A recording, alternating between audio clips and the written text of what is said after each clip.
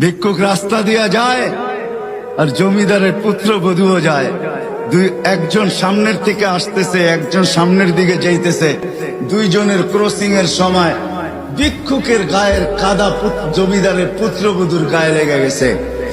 সে দুনিয়া আন্ধার করে ফেলছে, স্বামীকে ডাইকা নিয়ে আসছে, বলছে ভিক্ষুক আমার কাপড় নষ্ট করে দিছে।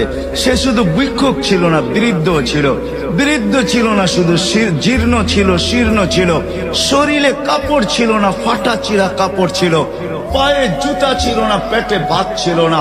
জমিদারের পুত্র সইতে পারে নাই, যৌবনী শক্তি সয় তো সয় কি কইরা তার স্ত্রীর গায়ে ভিক্ষুকের কাদা। বস সমগ্র শক্তিকে হাতে জমা করা, একত্র করা বৃদ্ধের গালে বসায়। বৃদ্ধ কিচ্ছু বলে নাই, শুধু উপরের দিকে তাকায় দুই তিনটা শব্দ উচ্চারণ করছেন। শব্দগুলা হইল ইয়া মাল্লা